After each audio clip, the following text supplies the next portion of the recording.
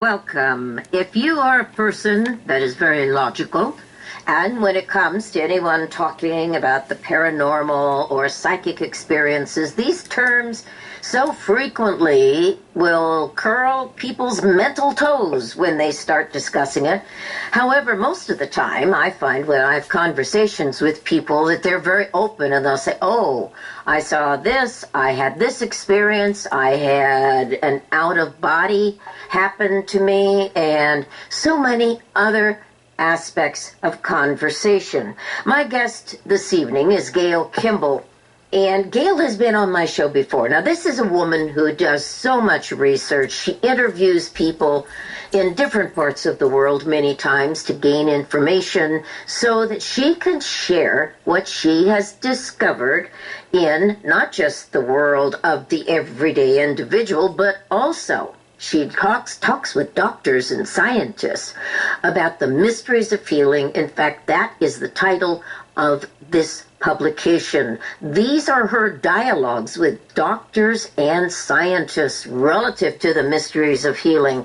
Gayle Kimball, I want to welcome you back to the show. You're a Nautilus Award-winning author. You've done over 20 books. My goodness. You're deeply involved in the work of Mind Yourself. You deliberately chose to interview people of science and medicine. Did you find that that was hard to do? How did you determine who you were going to talk with? I had been to different conferences on science and consciousness and energy psychology conferences like that, and I had read a lot in the field, so I knew who the famous names were, like Larry Dossey, for example. And so it wasn't hard to locate them. I'd read about them. I'd heard some of them speak at conferences. And then I always do a snowball sampling where whoever I talk to for my books, I say, and who else should I talk to who's an expert in the field? So finding people who was not hard because they're really well known. Mm-hmm. I was so intrigued by the very beginning of your book because you have at the very title with your introduction, Scientists Discover Reality is Consciousness. Now, if you were to say that to someone 20, 30 years ago, they would have gone, oh yeah, sure. But with quantum physics and so many areas of research that have come forth to support much of Tesla's information that he looked at 100 years ago, there is so much that is becoming visible. This must have been, for you, a very interesting journey to meet with all of these different people like Marjorie Wollicott, and you had Richard Moss, and Marilyn Schultz, and William Bingston. Oh my goodness, the list goes on in your book. When you were talking with these people, whatever you spoke of, obviously you recorded, but I looked at a lot of the conversations, and they were very open and candid with you. Yeah, I wanted the book not just to be about what's real and how healing works and how we can be healed by methods other than pharmaceuticals and surgery, but I also was very curious, and I thought readers would be, about what gives these people the courage to go against the dominant materialist paradigm. These people have guts, and I wanted to find out what was there about their background that enabled them to be scorned and criticized, and even though in this book they're all MDs and PhDs, but they've gotten a lot of flack. I was surprised by a statement that you made in the book that Wikipedia and other venues in the internet world actually censor them, many of these people. And I went, wow, we're going through a very interesting patterning, because we have people that are censoring literary classics that should be read by young people. And yet one person will make a complaint and all of a sudden they're going to be blackballed.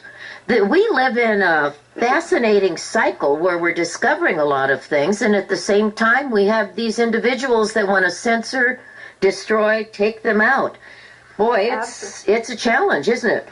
Well, it is, and it's amazing. Like a radiologist, an MD physician who lives in the East Coast, found that people have prophetic dreams about having cancer, and if their doctors listen to them, then they could take steps to, stop the cancer in its tracks. But other doctors just poo-pooed it and poo-pooed him. And so I think that there's the harm that comes from the bias of saying, I'm only going to approach things from a physical, materialist point of view and not a spiritual or consciousness point of view. I agree. And I think that so many people are hungry for this. They really are hungry for an awareness and an understanding of their experiences, because they're as varied as there are different personalities with people. There's a great story that now people are beginning to talk about near-death experiences, like even Alexander had, who's in one of my other books. And we're just beginning to understand it because doctors didn't pay attention when patients told them I had this experience where I traveled through a tunnel of light and met a being of light and relatives.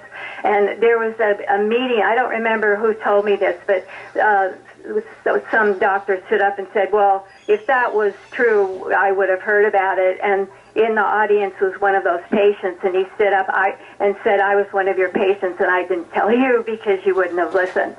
So it amazes me sometimes how uncurious doctors are. They think in a box the way they were trained in medical school, drugs, surgery, and they are suspicious of anything that's like homeopathy. Europeans have used that since the 19th century with good effects. Lots of studies. But homeopathy has not even probably an atom of the original substance in it. So quantum physics, the physicists who developed it said it's spooky, it's weird, it's hard to understand. So I think the world of consciousness turns people off sometimes because it's not the same kind of rules as the material world where you can touch and see things. So, I believe I'm solid still, but actually the planet is turning. I believe that I'm solid in my body, but I'm 99% empty space in my atoms. So quantum physicists teach us that common sense is not really what's real. Well, and again, that is another level of reality. And look how long it's taken us as a human species, regardless of how long we've been on this planet, which I personally believe we've been on this planet in one form or another for millions of years. I mean, this is something that it's very difficult to break the paradigms of what has been sort of the roadmap for a few thousand years, and anybody that steps outside of that roadmap, which has enabled us to get to this point in medicine and other areas which 100 years ago we were definitely not in.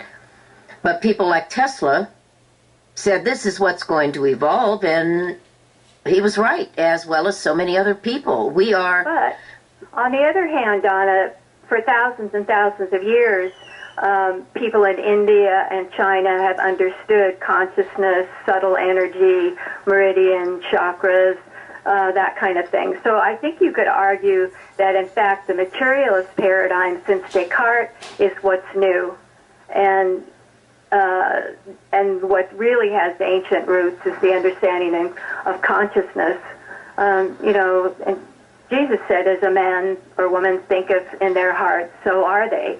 So there's lots of biblical passages you could look to about the importance of spirit and belief, and spirit and belief transcending material, Jesus healing people, resurrection, if you believe in that. So I think really the argument is that understanding of consciousness and spirit is the oldest tradition. That's a very interesting perspective. William Bingston.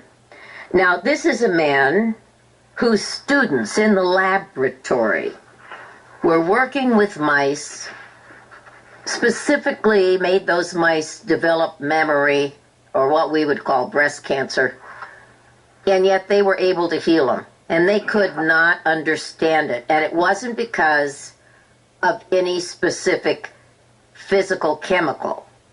It wasn't that. No. This is a fascinating story. Share that with him, with us. I love William Bingston. He is so fantastic because he says, I don't know. The more I know, the more I know I don't know and don't understand. He's very humble. So what Bingston started off on this path of healing because he had a chronic back injury as a former swimmer champion, and a man at a swimming pool put hands on him and his back was healed. So he, as a thinker, he figured, okay, I've experienced this, what's going on? And so he started working with mice because they're you can't infect humans with mammary cancer. So he's done over 18 studies.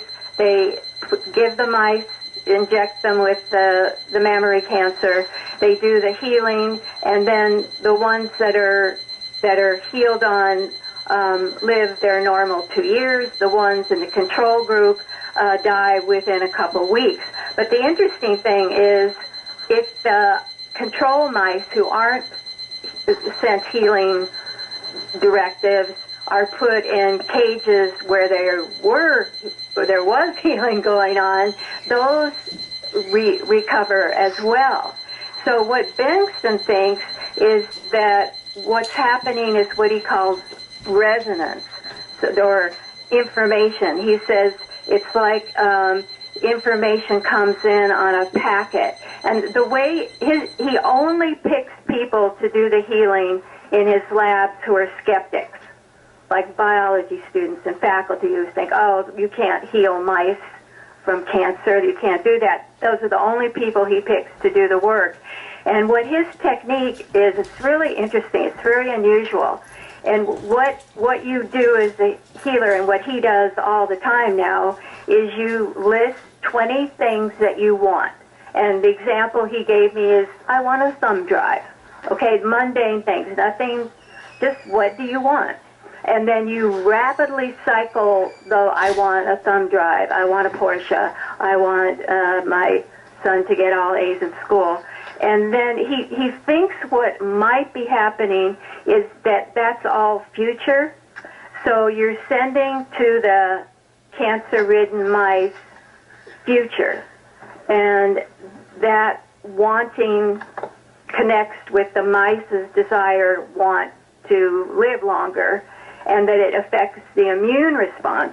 And then not only did he go from hands on the cage, now he's working with recording the frequency of trained healers working in a Faraday cage, healing, charging cotton. He uses that like he is a tennis player. He blew out a tendon, he charged cotton, put it on his tendon, healed very rapidly. He was playing tennis again very, very rapidly.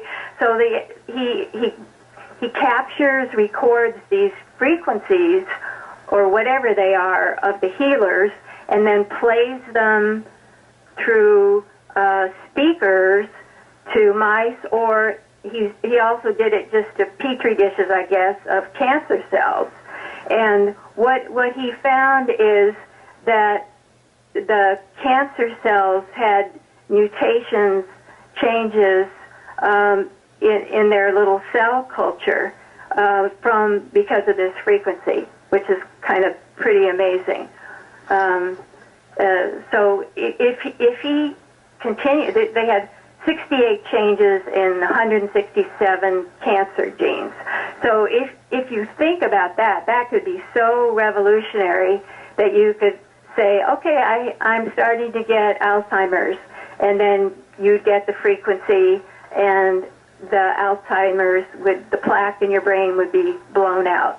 Mm-hmm. And I want to say one more thing that I think is interesting about Bingston. His technique works to remove something like cancer or plaque, but it doesn't work to replace something like Parkinson's disease is a dopamine deficiency. So with this technique, they haven't been able to replace, just remove. Mm-hmm. Mm-hmm. It's fascinating, and with science being worked on like this, it's actually demonstrating a lot of what has been effective in shamanic work.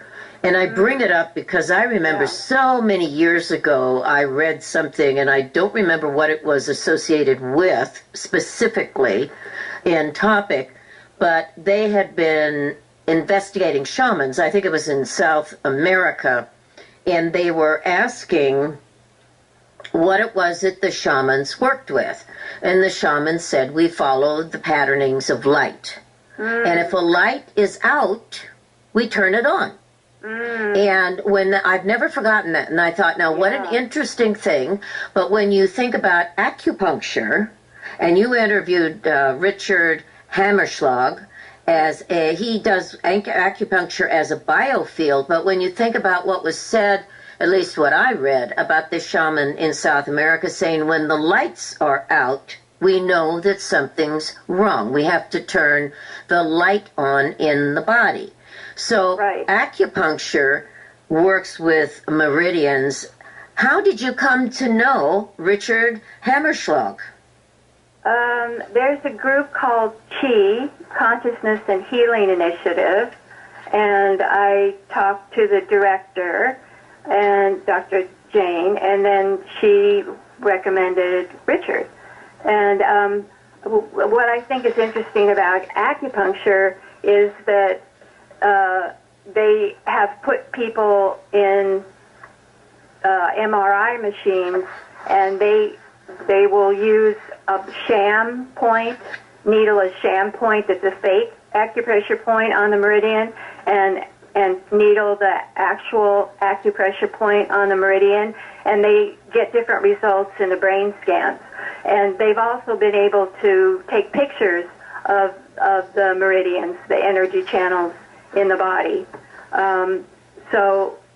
There's scientific evidence for the acupuncture points, the meridians, and they know that it works with the fascia, and that the little injury, the little prick, has a kind of physiological reaction too. So it's energetic and physical, the way acupuncture works. It's pretty interesting. In your conversation with him, there is this journey that he went through that evolved into studying Eastern religions, which are replete with medical information. The Tibetans of old understood herbology that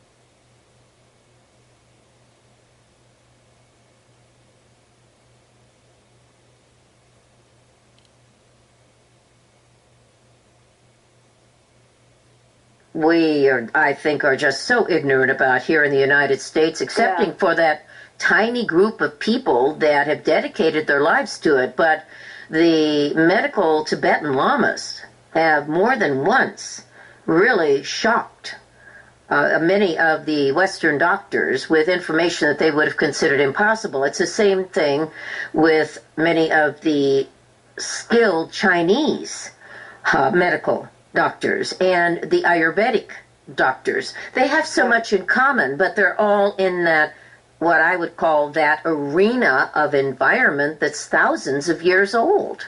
Right.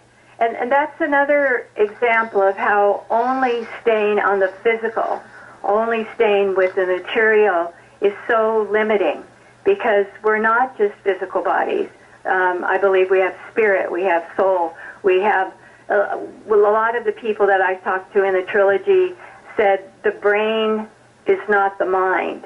The brain is kind of a filter or a radio receiver for a higher source of information and knowledge.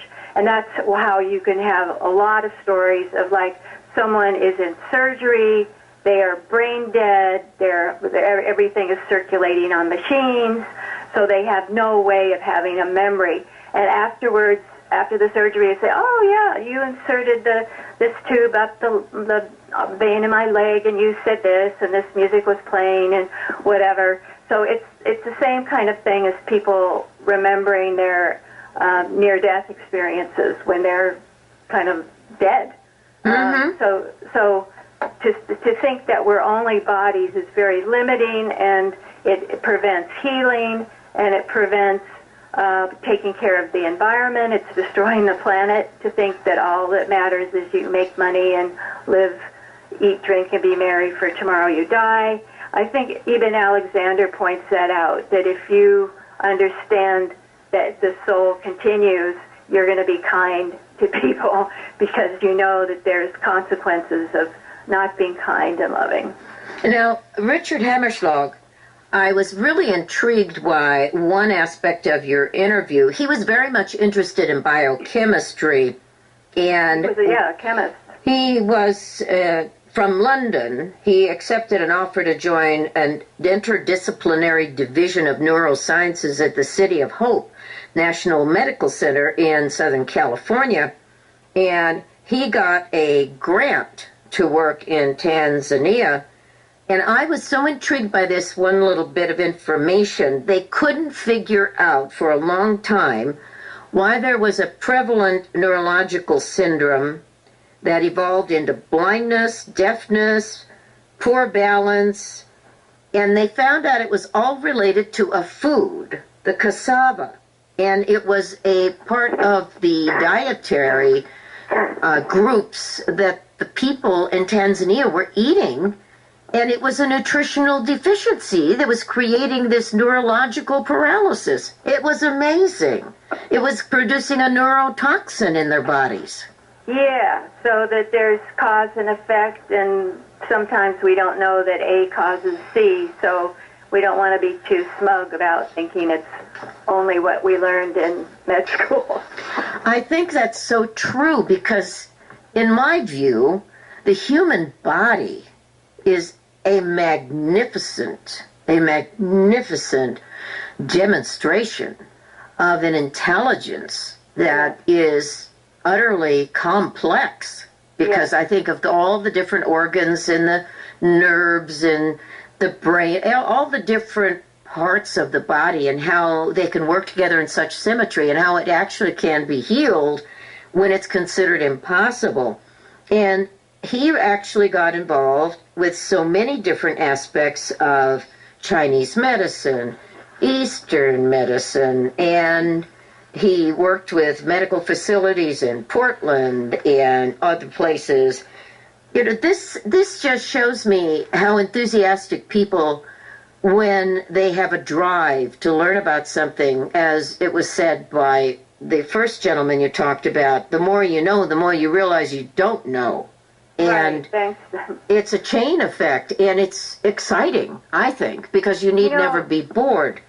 And all of this that he had. Now, one of the things that you do in your book, and I should say in your books, the references that you have, all of these different aspects of confirmation of information that your interviewees give you, it's there for people to check out as a reference. I think that is marvelous. Yeah, I hope that all my books are practical, that you can apply it in some way. You know, they're not fiction. They're meant to be applied. You know, that makes me think of Robert Alcorn, because he's a psychiatrist that's in this Mysteries of Healing book, and he got into a lot of scorn for suggesting, believing patients that mental illness was sometimes tied to possession by entities. And, you know, that sounds very far out, but he and his wife have Barbara Stone, have both had a lot of success with helping people who doctors thought were psychotic, just clear out entities. Another MD in the book, Mitchell Gibson, does the same thing. So, you know, as a college-educated person, it's kind of hard for me to think, oh, really? There's demons and, you know, jinns and all these strange dragons out there. But these very educated people have worked with them and had success. So I figure it's worth thinking about. Well, you go into different cultures, and you'll find that every culture has stories. Even, you know, you think of the Native Americans. There are many, many traditions, like among the Navajos and the Lakota and other tribes. Yeah. They had such a strong relationship with the earth, but they would talk about negative people. And I've always said to individuals, you have to be aware that sometimes people on the other side of life are just as much a schmuck as the ones that are on this side of life. And Yeah. that's often difficult. People don't want to hear that. But my goodness, it was just yesterday. I was hearing the story about a place that had this negative energy that was located in London, not London, but in an area of England. And it was just a very, very ugly personality. There are so many cases. There's one about a police department where they have sealed off a particular jail cell because there's an energy frequency that's in there that is horribly destructive. And it's happened over and over and over again. And finally said, we don't understand it. And this is years ago. And that particular room or cell was totally isolated, because it had happened more than once with specifically a woman attorney who was one of those most practical, down-to-earth people you could ever have. And she said, I don't believe this stuff. And it happened to her. And so they just said, enough is enough. We don't understand it, but we know it happens. Yeah. And so there's all kinds of stories. This goes back centuries and centuries. It's always been there. And the good, the bad, the ugly. Yeah, it's in the Bible. Absolutely. It is there, and it has been written in many different forms in many different languages. I was intrigued with Roland McCratty, understanding how the Earth's frequencies affect us. Well, look at what's going on right now. We have floods throughout China that are unlike anything they've experienced before. We have flooding throughout Europe. We have flooding here in the United States. We have snow blizzards that have not demonstrated this kind of enthusiasm for covering us all in white for a number of generations, but it used to happen quite frequently.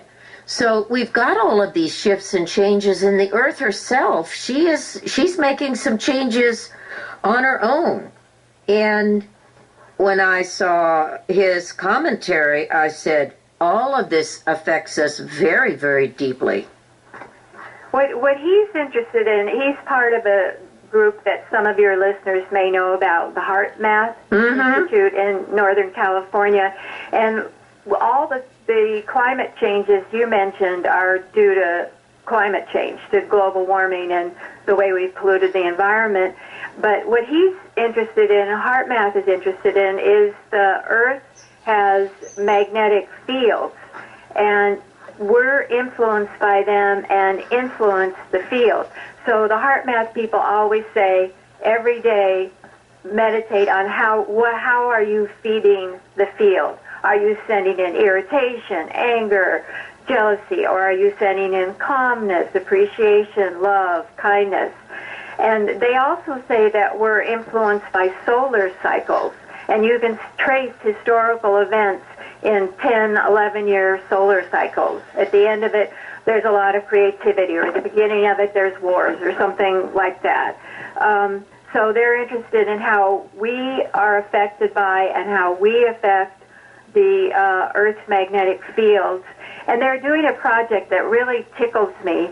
I volunteered some of my trees in my yard, but I didn't have the right computer program. But they're sensing trees' reactions to Earth changes, and they think they'll be able to predict earthquakes before they happen by how the trees are reacting. And this project they're doing is a global Coherence initiative, and they have an app where people can feed the field and see how other people are influencing the field, that kind of thing. Oh, very much so. Yes. And HeartMath does a very simple kind of meditation. Do you think we should do that real quickly so we can all feed the field? Oh, sure. Let's do it. Okay. So you think of something that's bothering you and run it like a video. And then you put it on pause. So this is called the freeze frame meditation. So you pause, freeze frame anything that's bothering you, and then you put your awareness in your heart. And you imagine kind of slowly, deeply breathing into your heart. So pretend that your heart has lungs. And then be at a time when you felt love, appreciation, gratitude. I always think of watching my son be born, see his head emerge, crown. And then you stay with that for a while and ask your heart for guidance. How I access my intuitive guidance as to how best to deal with this issue. And then everything is always soothed by a nice long exhalation, because it calms the parasympathetic nervous system, so we can have a nice deep long exhale.